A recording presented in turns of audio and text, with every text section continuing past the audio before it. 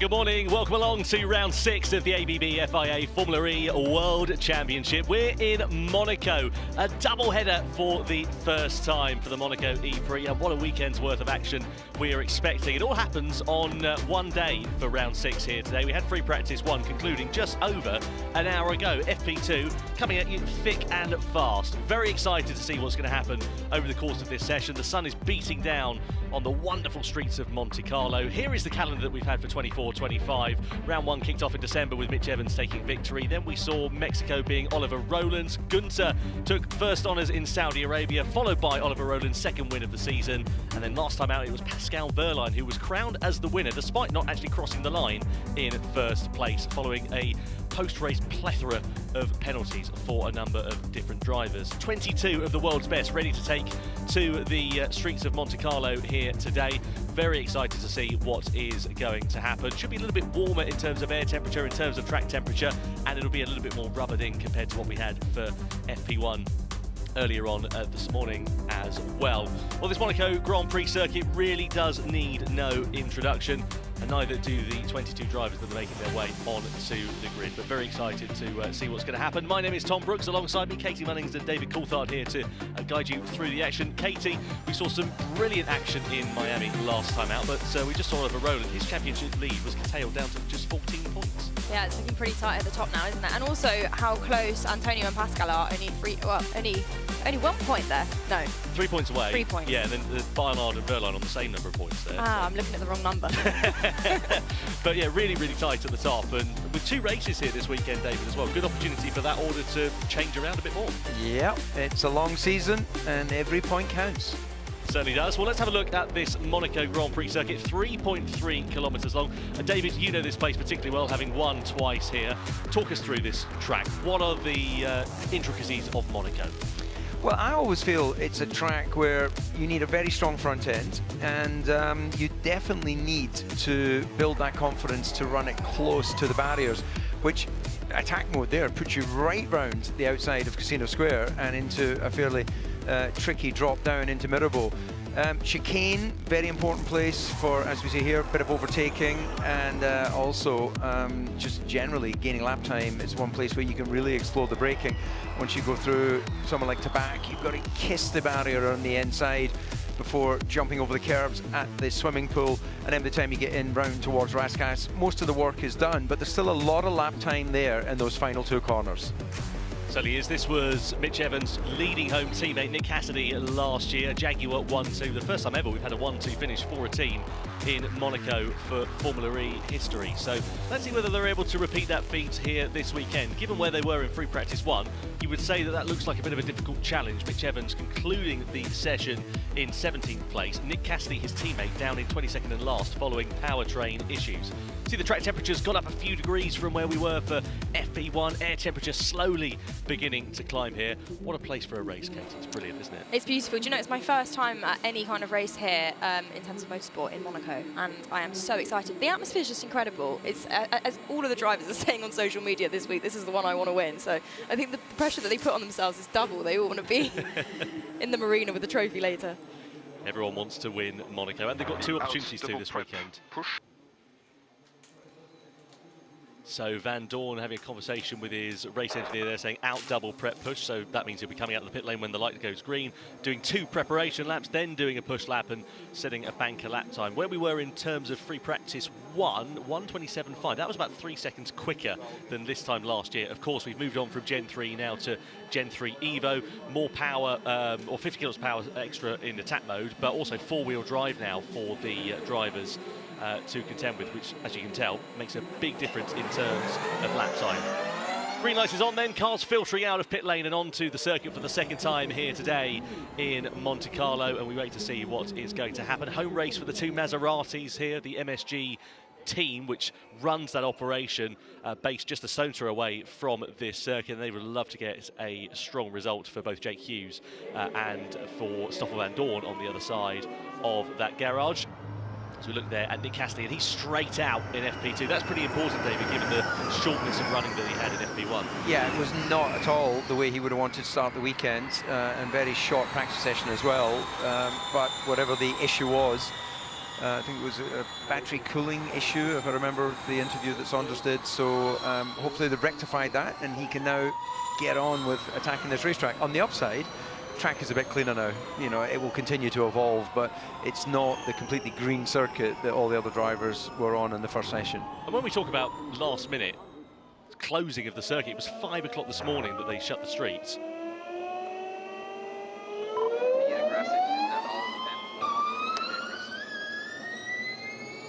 So Di Grassi being told there to be really aggressive on the warm-up lap, interestingly. But just going back to my earlier point, they shut the streets at 5 o'clock this morning. So, I mean, there were cars on the roads until that point. So they had no chance to do a track walk. There's no preparation from yesterday at all, Katie. Even in terms of the track walk, drivers were doing it with cars and scooters and bicycles and pedestrians all over the place. Well, it's a lot of work for the whole team as well when you look at it like that, to have the practice today rather than yesterday. All the engineers that normally sit there in the evening and really analyse the data and go through everything and come up with strategies, they've obviously massively condensed now. They've got an hour to try and figure everything out, as well as the drivers. So you don't really want to be behind from the beginning here, because, you know, time is against you to play catch-up before quali.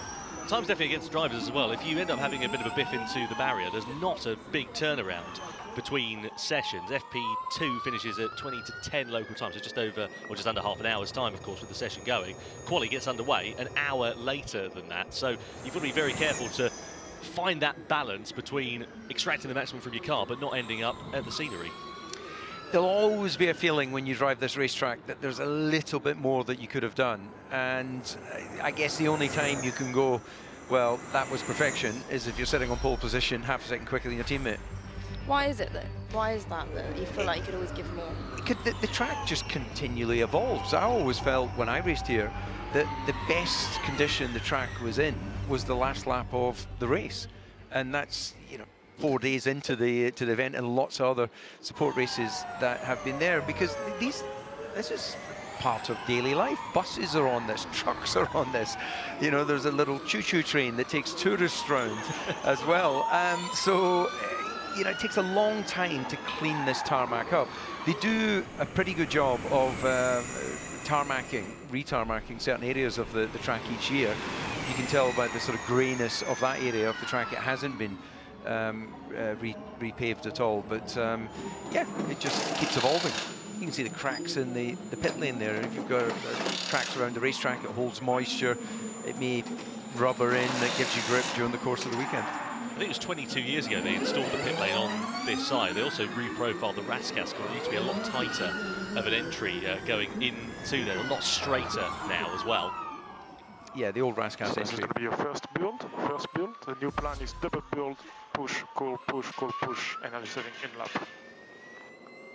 So just going through the run plan there for Nick Cassidy. Carry on, David. Yeah, well, that's really just, I guess, reinforcing what they would have discussed beforehand. They haven't just gone out onto track and then decided, oh, we better tell the driver what he's doing. It's, I guess, making sure he doesn't forget. Which is probably why we didn't hear Cassidy acknowledge his engineer was talking to him. This is a great shot, actually, from below the nose cone here for Nick Cassidy. It gives you a real idea of the elevation of Monaco, because the trackside cameras, you really don't see just how much it drops, especially into this Fairmont hairpin. There's a real drop-off down this corner. Yeah, you put a couple of nostrils on the underside of the nose and you know what it feels like to be a moustache. As someone who can't grow a moustache, I'm only a himpy. Cassidy then out of 48 into the tunnel and accelerating up to probably about 160 or so miles an hour before you hit the braking. There's a big bump on the right-hand side there as well. You see the car getting unsettled. Yeah, really working the wheel as it comes over. It's only a very small rise, but it has the effect of the car being destabilized. We've seen many other formulas where cars suddenly, well, the drivers suddenly lose control there and have reasonable crashes. Well, is there any such thing as an unreasonable crash? They have a crash. Cassidy down into Raskas. He's pushing on pretty immediately here. I mean, he's not going to go to anywhere near what we saw in FP1 times at this stage, but he's certainly not hanging about at this point. And do you think that's a case of, because he lost the time in FP1, that he's just having to get on with it and sort of do what he was supposed to do at the end of that first session? Yeah, but we know how important qualifying is around this racetrack, so everything he's now doing is basically qualifying prep. He's lost the privilege of doing sighter laps, whatever procedural checks the team might want to do in that FP1. This is now prep, his quali prep. Too late to be going after quali. Or if only we'd sort of pushed a bit harder in free practice 2, which is effectively his free practice 1. Well, the thing is, in Formula 1 terms, you'd have an hour for free practice, and sometimes you've got a good amount of time between those. So if you do end up having a problem, you can sort of rectify it a little bit. Here, really thick and fast, the action's coming, but also the sessions are shorter, only half an hour long. Yeah, but where there's pressure, drivers rise, and those who can't handle the pressure, well, they'll get found out in these shorter sessions. Certainly will. Diamonds are made under pressure, I think, is the saying, yes, isn't it? Exactly. Apt for this part of the world. Yeah. Looking at Taylor Barnard, just coming out of Casino Square, down in towards Mirabeau, and then towards the Fairmont hairpin, possibly the most iconic part of any racetrack in the world.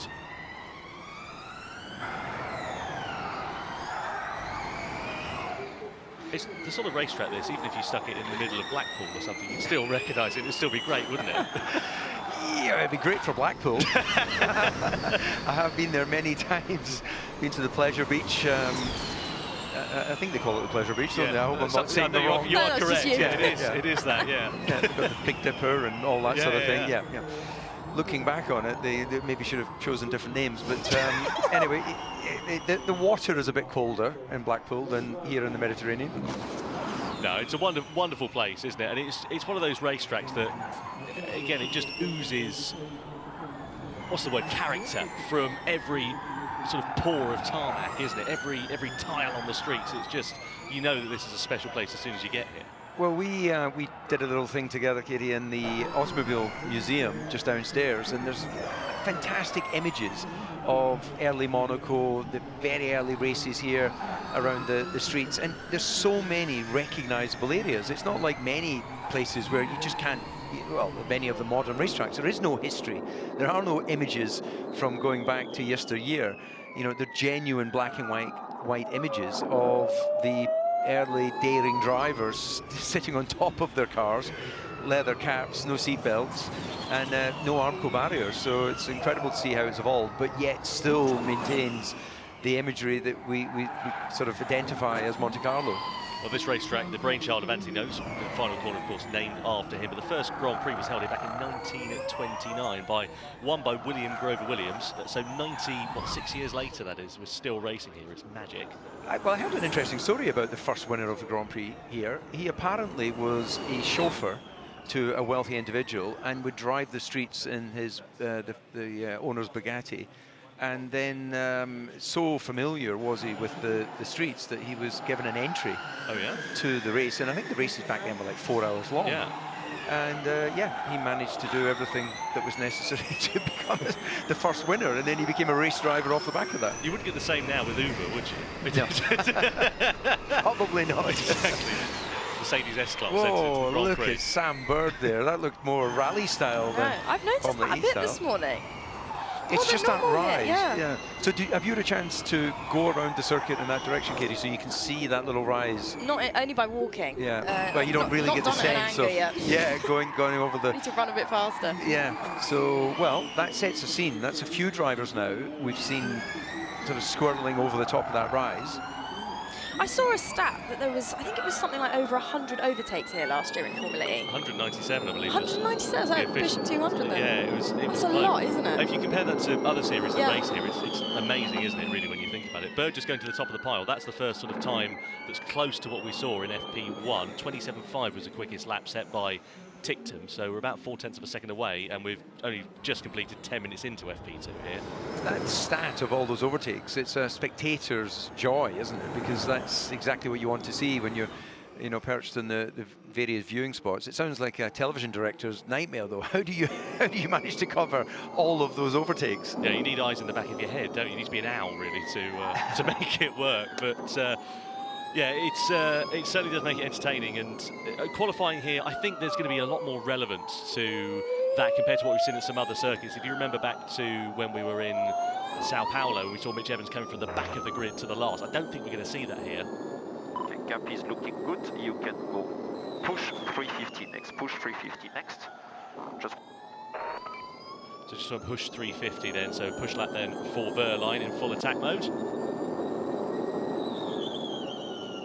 So up in towards Casino Square then here for Pascal Wehrlein, fighting and soaring away at the wheel. Yeah, if you were doing voiceover, it'd be like, yes, no, yeah, yes, no. He's sort of turning in, turning away. But that is the nature of the length of that corner, dropping into a push through Mirabeau and then the Lewis hairpin, going a lot deeper than you would like, missing the apex there, slowing the car with the front axle, and then across the first of the two Portier corners, you turn in early. The cone on the top of the Armco barrier helps the drivers sight the apex. You're welcome. Is that the purpose of it? The FIA put that there. Really? Yeah, 20 odd years ago, because I was saying we can't see the apex. Stick a cone. So there's one there, and there's one at Anthony Noakes. The DC influence. Yes, exactly. Indeed. Well, Dan Tickton was quickest in FP1. Currently sits 12th fastest, but the Cupra Kiros looked pretty good in the early stages of the weekend. Let's go down to Saunders, who's in pit lane, catching up with their team principal, Alex Wee. Thanks, Tom. Yeah, great start to the day. Dan Tickton top of the timesheet in FP1, but what's it going to take to do that for the rest of the day? Firstly, qualifying and then the race. So obviously we had a good start in the morning for Dan on top in FP1, but that doesn't mean anything for qualifying the race, and I think everything will improve, but definitely can be a better start. So we try to build on it for FP2, and today race have the pace boost, so got more energy, and qualify will be important. So I think it's important to qualify well.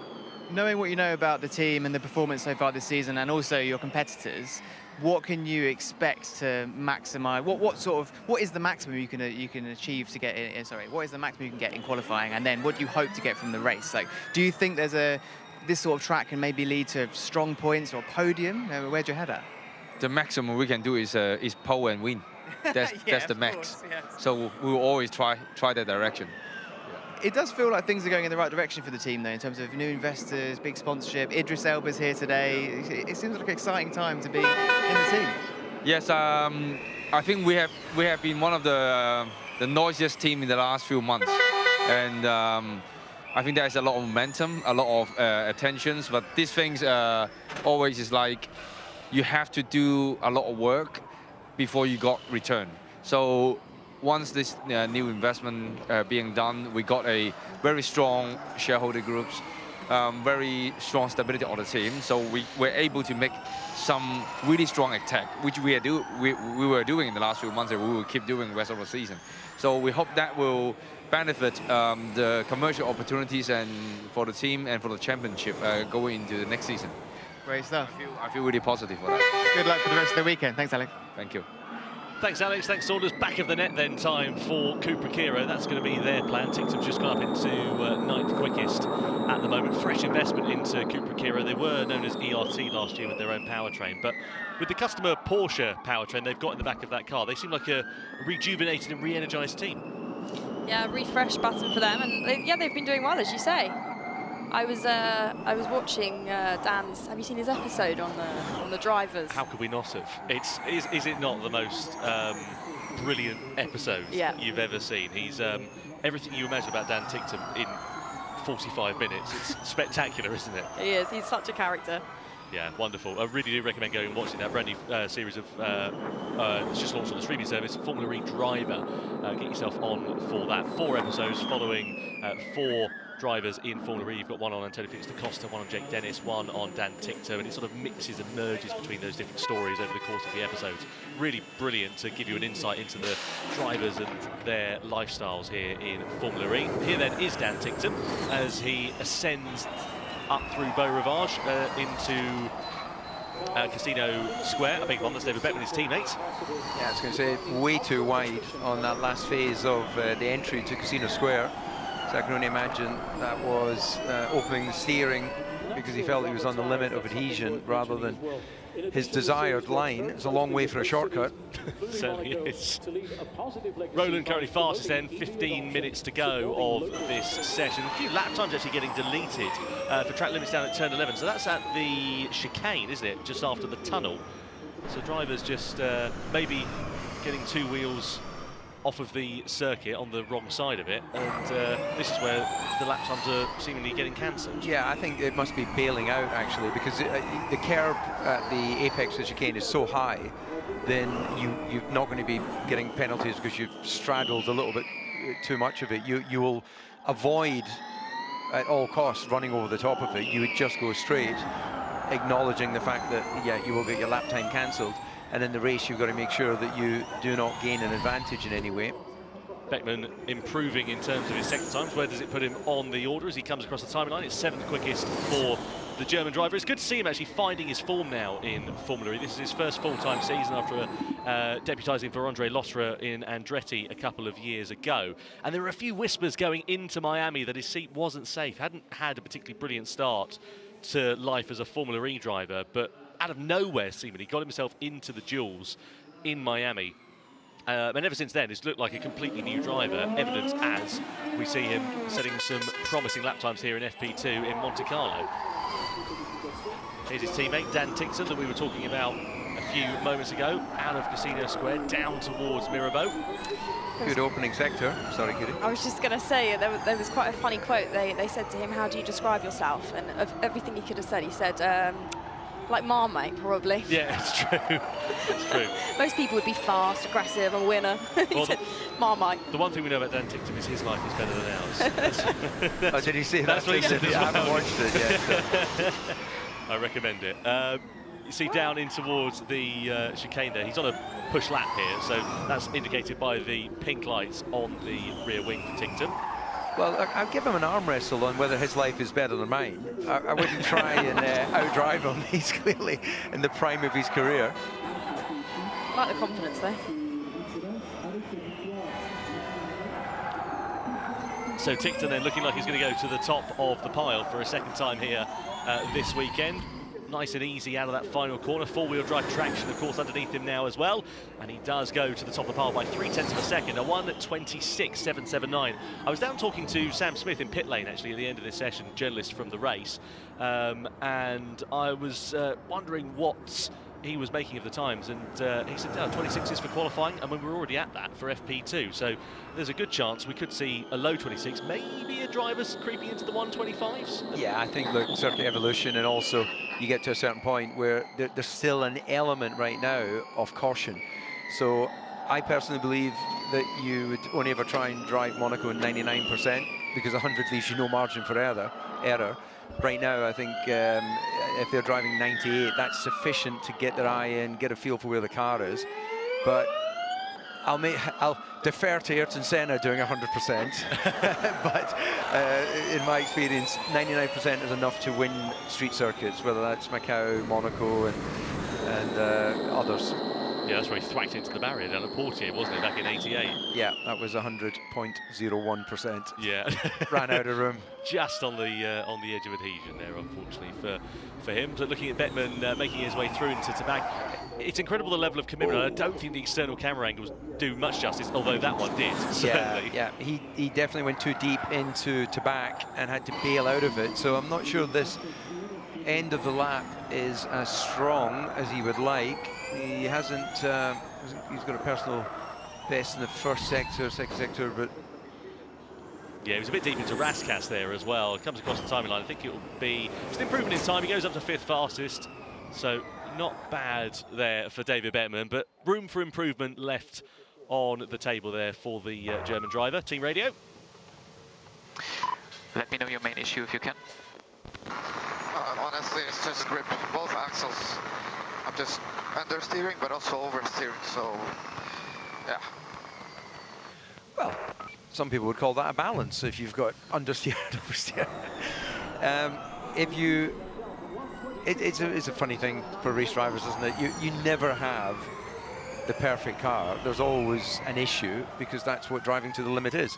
But what dictates your joy and happiness is if you're at the top of the times, those issues are part of the process. If you're, you know, mid-grid or worse than that, it's like, well, they are my limitations. The guy on pole does not have understeer and oversteer. Yeah, it's all about finding the right balance, though, isn't it? And trying to minimise it, I suppose. But yeah, Da Costa down in 17th quickest, nearly 3 seconds off the pace at the moment. I know the gaps are quite spread out at this stage of the session. You should expect them to come down towards the end of FP2 when we get those proper qualifying runs beginning. We're on board here then with Mitch Evans, and he was only 17th fastest in FP1. We're right on board with him making his way through Sandoval. Talk us through this, David and Casey, because this is just an amazing circuit to ride on board with. Yeah, so as you come up over the rise, you don't actually see the corner when you start to brake, so that camera angle's a bit higher. Here you drift out, you'll come back to apex just where the red casino branding is on the left, drop down the hill, avoid the rise, which is basically where the tarmac rises up over a huge tree root, which is probably more than 100 years old. Round lows, hairpin, you'll cut into the curb on the first of the portier, likewise turn in early, looking for that apex curb, a bit wider there than he would really like, and then into the relative darkness of the tunnel. What's that like?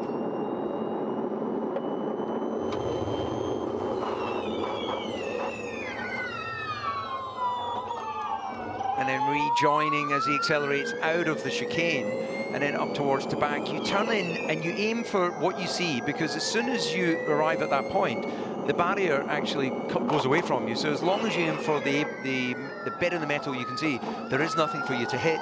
Out over the chicane curves, compromise, not quite straight line braking into Rascasse. Get the car as straight as possible. Look for the cone on top of the barrier.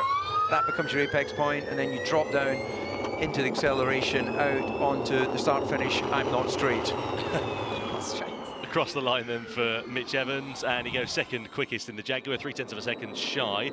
On board we look here with Nico Müller as he comes down in towards the chicane.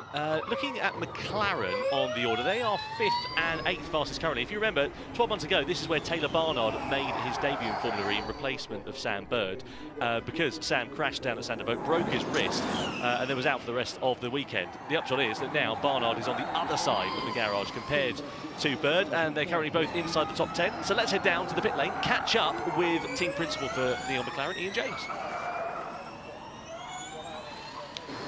Thanks, Tom. Tom set it up perfectly there about Taylor's journey in Formula E so far. A year ago, almost to this weekend, taking Sam's seat for the weekend, and since then he's had pole positions, he's had podiums. There's one thing that's elusive. It'd be pretty special to get that win in Monaco. Yeah, wouldn't it just? I mean, this is one that is a cliche, but it's the one the drivers will want to win. So if Taylor can get that last sort of tick in the box, that would be something special indeed. What's it going to take to make that happen? Knowing what you know about the team, the competitors, this track, pit boots, all the new challenges there are for Monaco this weekend? I think we've said many times before that we've got all the ingredients there, and it's about putting it all together on the day. I think what we're seeing at the moment through the free practice sessions, though, is that everybody has the opportunity, I think, here in Monaco to really have a shot at getting into a good position. So it's going to be incredibly tight. So it's really about that execution, and what we've tried over FP1 and FP2 is just sort of build the confidence in the drivers, make sure that the systems are working as they should do, and if everything comes together, then I think we've got as good a shot as anybody. Allow us into the brain of Ian James just for 1 second, just to give us an insight about what you're expecting from pit boost in the race today. How might it change things when it comes to strategy? What can the fans expect to see?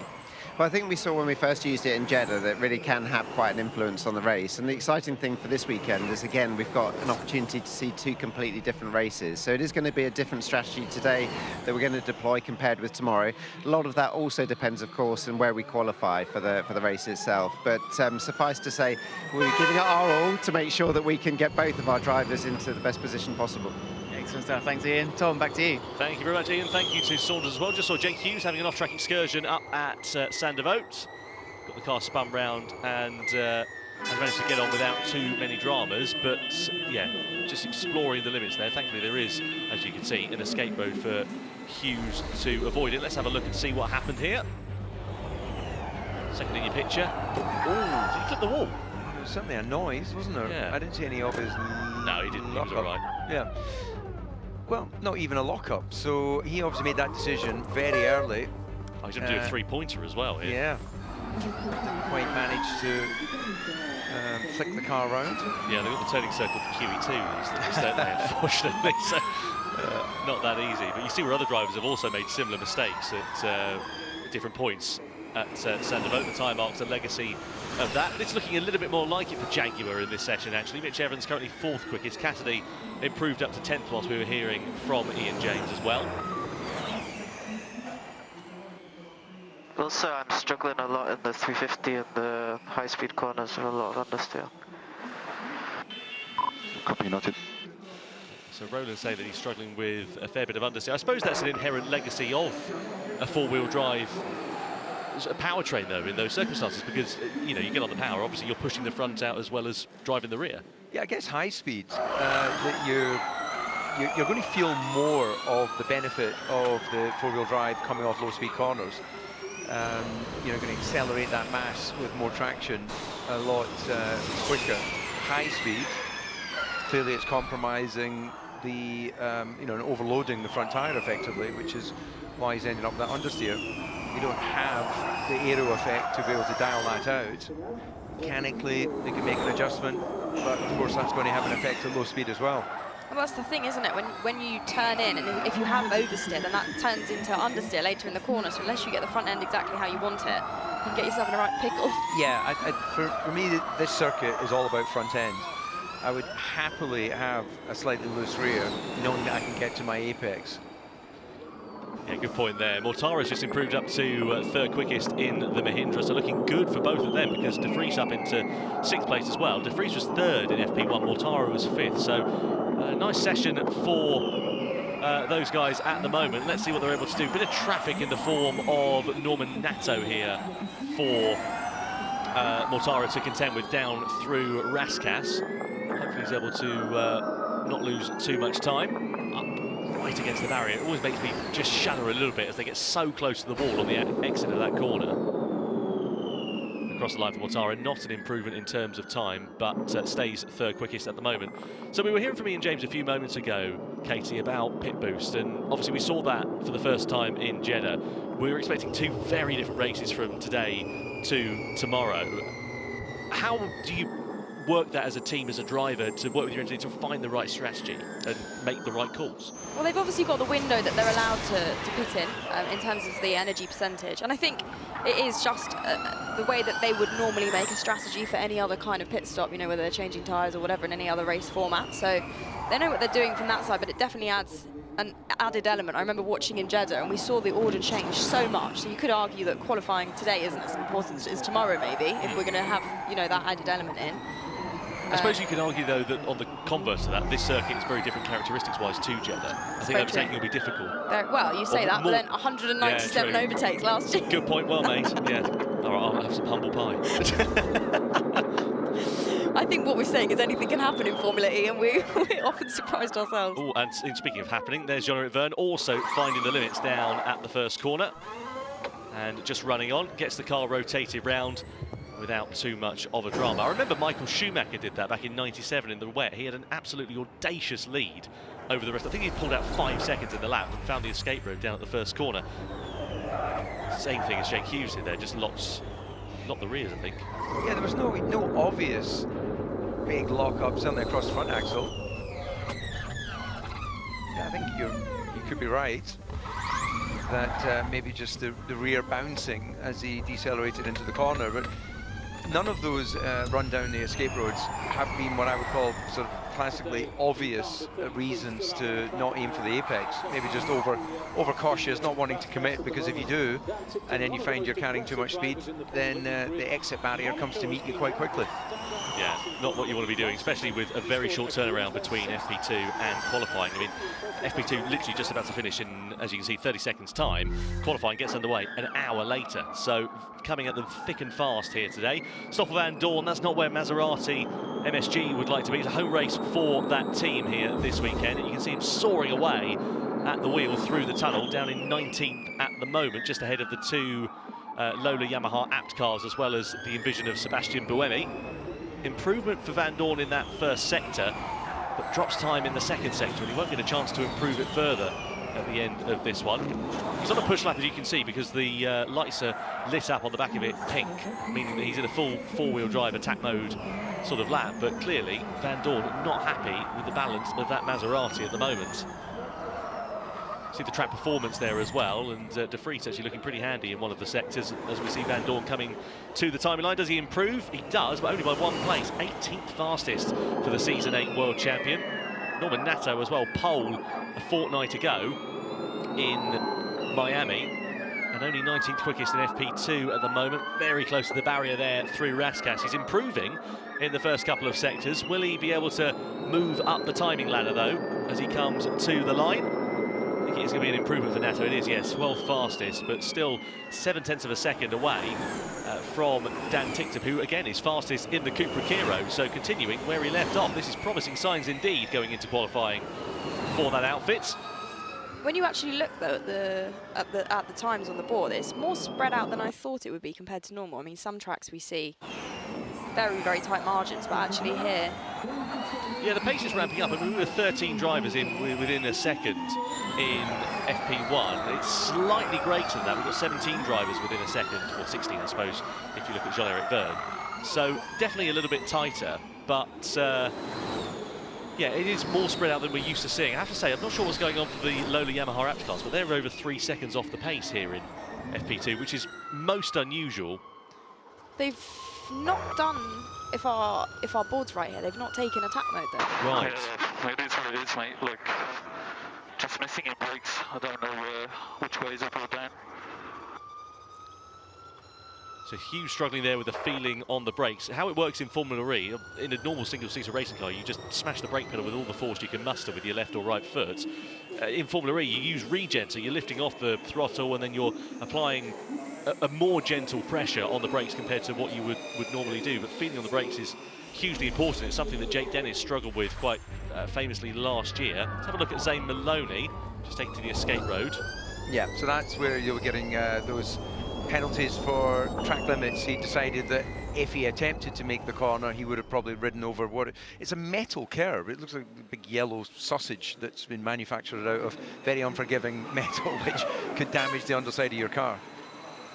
Yeah, not ideal at all, not good for the spine either, to be fair. No. You'd be straight to the chiropractor after one of those, wouldn't you? Yeah. Oliver Rowland, championship leader, back into the pit lane then. 5th fastest for the Nissan driver. Teammate Norman Nato also back into the box there as well. 12th quickest for the Frenchman. He was so disappointed to have lost a chance of victory. Only one win he's had in his Formula E career, and that was back in 2021 for the Venturi team. And unfortunately for him, just a victim of the attack mode misusage, which a number of different drivers fell foul of in Miami. Looking here at Zane Maloney, just making his way back into the box. Work to do for Lola Yamaha Apps. I was down talking to the team's PR just before the start of the session. She said, we're hoping for points here this weekend. Well, given the way that FP2's gone, they're a bit of a way off at the moment.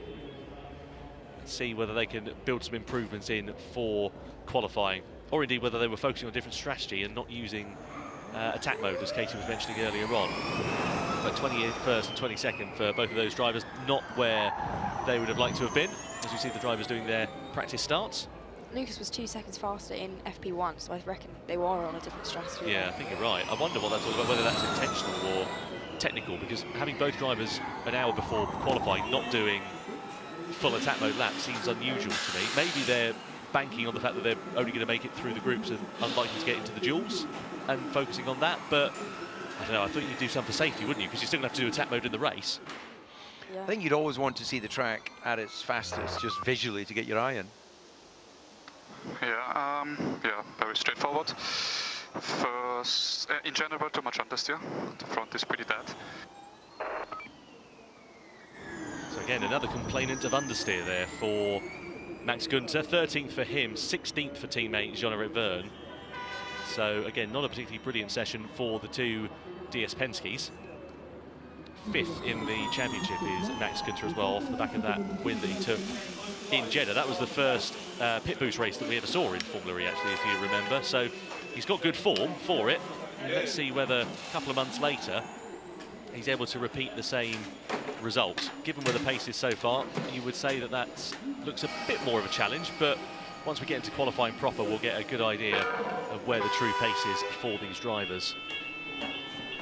Not a bad session there also for Robin Freight, 8th quickest for the Dutchman as he exits out of the Envision. And Envision need a strong result here this weekend. They've only had 2 points finishes so far in the 2023 5 season, 1 in Sao Paulo and 1 in Miami, and that means that they sit at the bottom of the Teams Championship, a couple of points away from the Cupra Heroes at the moment. So a weekend where they really need to get some stronger results. They've got all the elements there. They won the Teams Championship, you remember, back in 2023, but ever since then it has been an uphill task to extract the results out of that outfit, as Verline and his race engineer just avoid getting run over by the Envision in pit lane here. So a really short turnaround between practice and qualifying. What changes do you think they're going to be able to make in a realistic world, Katie, between quali and practice and quali rather?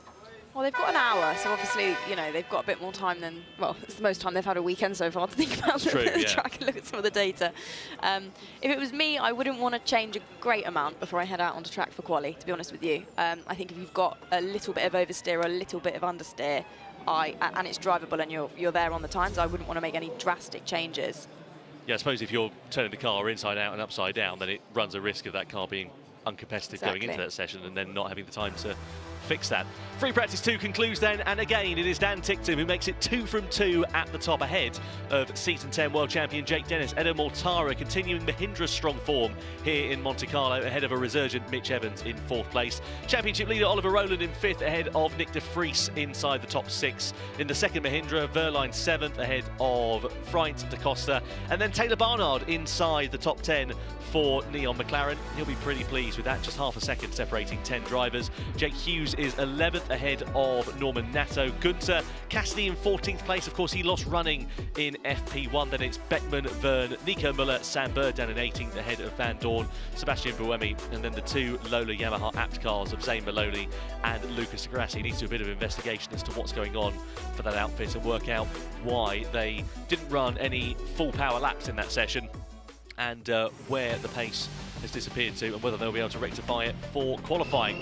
But here are some highlights then from free practice 2. Relatively straightforward session for most of the drivers.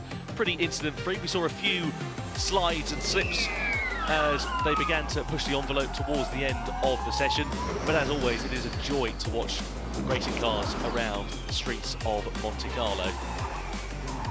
Just threading over the needle there for Taylor Barnard. Verline on the charge there as well in the Tag Heuer Porsche. They just get so close to the wall on the exit of Anthony Knows and they're taping it. Brilliant.